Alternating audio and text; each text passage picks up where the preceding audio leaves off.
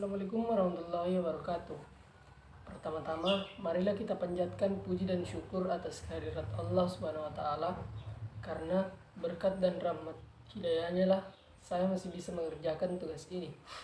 Dan tak lupa pula kita kirimkan salawat serta salam kepada Nabi besar junjungan kita, yaitu Nabi Muhammad SAW, yang telah membawa kita dari alam yang gelap menuju alam yang terang benderang. Nah, di sini saya akan memaparkan materi tentang kawasan teknologi pendidikan. Tapi sebelum saya lanjut ke pembahasan, alangkah baiknya jika saya perkenalkan diri terlebih dahulu. Baik, perkenalkan, nama saya Fatahudin dari Universitas Muhammadiyah Bone, Prodi Teknologi Pendidikan 3.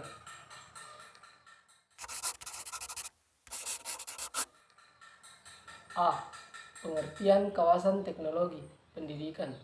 Kawasan teknologi pendidikan adalah suatu bidang kajian khusus ilmu pendidikan dengan objek formal belajar.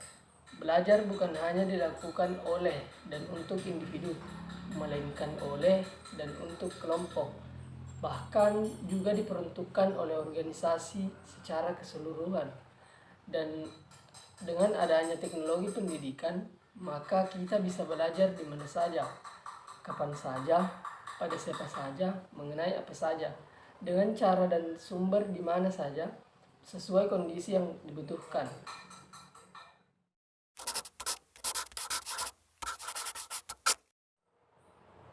B. Makna dan fungsi kawasan teknologi pendidikan. Makna kawasan teknologi pendidikan secara etimologis, domain atau kawasan yang berarti wilayah daerah, kekuasaan atau bidang kajian, kegiatan, garapan yang lebih kecil, terperinci dan spesifik dari lahan lapangan cukupan suatu ilmu.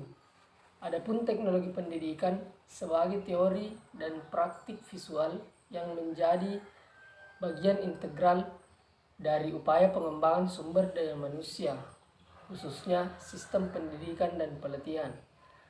Teknologi pendidikan sebagai suatu proses kompleks yang terintegrasi meliputi manusia, prosedur, ide, peralatan, dan organisasi untuk menganalisa masalah yang menyangkut semua aspek belajar, serta merancang, melaksanakan, menilai, dan mengolah pemecahan masalah itu. Fungsi dari kawasan teknologi pendidikan mengetengahkan sifat taksonomi dari struktur kawasan. Tujuan utama membuat taksonomi untuk mempermudah komunikasi. Pesatnya perubahan dan penyesuaian teknologi menuntut terjadinya alih pengetahuan dari teknologi yang satu ke teknologi yang lain. Tanpa kemungkinan dapat ditransfer, landasan penelitian harus diciptakan kembali untuk setiap teknologi yang baru.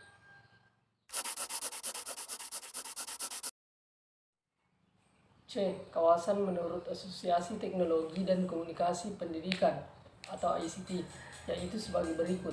1. Kawasan desain. Kawasan desain berasal dari psikologi pendidikan bagi Resir dan Dempsey, DKK. Desain dengan teknologi pembelajaran ibarat satu koin yang tidak dapat dipisahkan antara ekor dan kepala. Kawasan desain terdiri atas A. Deskripsi kawasan. Kawasan desain paling tidak meliputi 4 cukupan utama dari teori dan praktik. Cukupan ini dapat didefinisikan karena masuk dalam lingkup pengembangan penelitian teori. B. Desain sistem pembelajaran. Desain sistem pembelajaran atau DSI adalah prosedur yang terorganisasi yang meliputi langkah-langkah penganalisaan, perencanaan, pengembangan, pengaplikasian, dan penilaian pembelajaran. C. Desain pesan. Desain pesan meliputi perencanaan untuk merekayasakan bentuk fisik dan pesan. Hal tersebut mencakup prinsip-prinsip perhatian, preferensi, dan daya serap yang mengatur penjabaran bentuk fisik dari pesan agar terjadi komunikasi antara pengirim dan penerima. Fleming and Levy membatasi pesan terdapat pola-pola isyarat atau simbol yang memodifikasi perilaku kognitif, efektif, dan psikomotor. D. Strategi pembelajaran.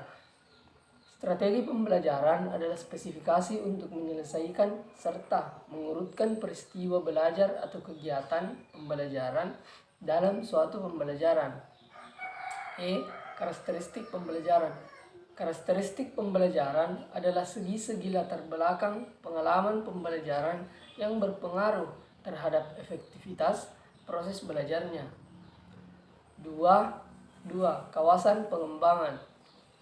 Proses penerjemahan spesifikasi desain ke dalam mencakup banyak variasi teknologi.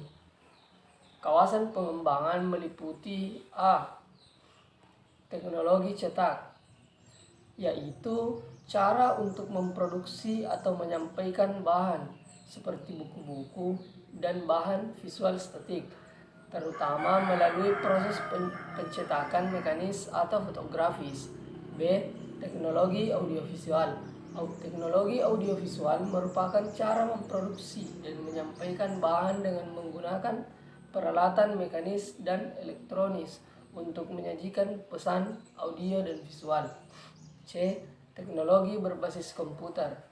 Teknologi berbasis komputer merupakan cara-cara memproduksi dan menyampaikan bahan dengan menggunakan perangkat yang bersumber mikroproses. D. Teknologi terpadu. Teknologi terpadu ini merupakan cara untuk memproduksi dan menyampaikan bahan dengan memadukan beberapa jenis media yang dikendalikan komputer. E. Sumber pengaruh utama. Proses pengembangan pembelajaran bergantung pada prosedur desain. Akan tetapi, prinsip-prinsip utamanya diturunkan pada hakikat komunikasi dan proses belajar. 3. Kawasan pemanfaatan. A. Deskripsi kawasan pemanfaatan adalah aktivitas menggunakan proses dan sumber untuk belajar. Ada 4 kategori dalam pemanfaatan kawasan, yaitu A.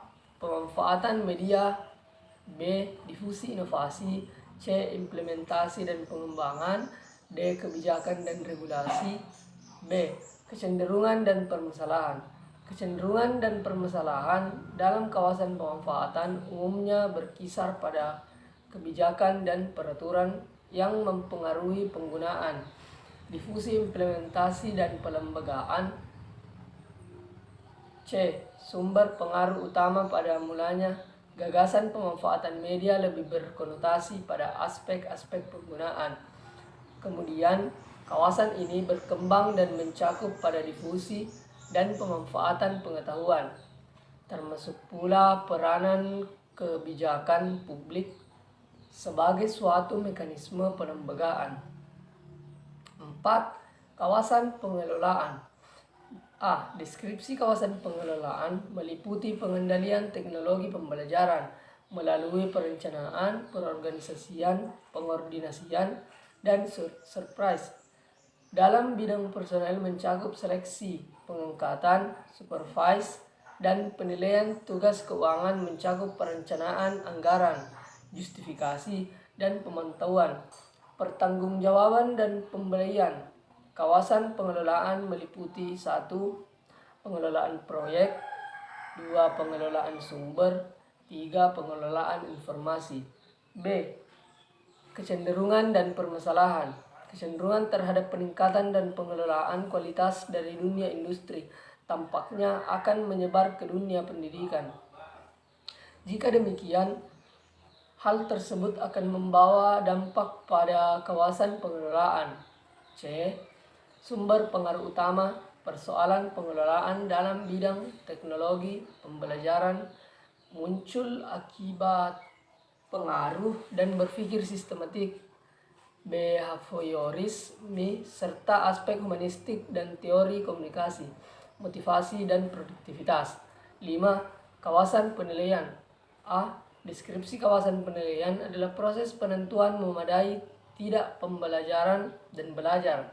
Langkah awal yang penting dalam pengembangan ini yaitu pembelajaran karena tujuan dan hambatan dijelaskan pada fleksibilitas atau nilai dari suatu program, produk, proyek, proses, dan tujuan atau kurikulum. Dalam kawasan penilaian terdapat 4 subkawan, yaitu analisis masalah, pengukuran, pacuan, patokan, penilaian formatif, dan penilaian sumatif. B. Kecenderungan dan permasalahan, penilaian kebutuhan dan jenis front-end analisis yang lain semula berorientasi terutama pada perilaku dengan mengibaratkan pada data kinerja dan penjabaran materi atau isi jadi bagian-bagian yang lebih kecil. C. Sumber pengaruh analisis, asesmen dan penilaian melainkan peranan penting dalam proses desain pembelajaran dan teknologi pembelajaran itu sendiri.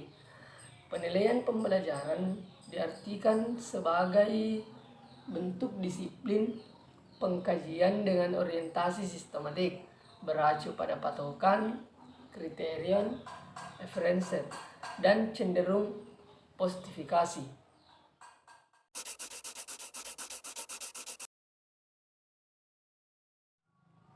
D. Hubungan antar kawasan. Hubungan antar kawasan dapat bersifat linear. Dengan kata lain, bagaimana kawasan-kawasan tersebut saling melengkapi dengan ditunjukkannya lingkup penelitian dan teori dalam setiap kawasan. Hubungan antar kawasan bersifat sinergik. Hubungan dalam bidang bersifat saling melengkapi. Setiap kawasan memberi kontribusi terhadap kawasan yang lain kepada penelitian maupun teori yang digunakan bersama oleh semua kawasan.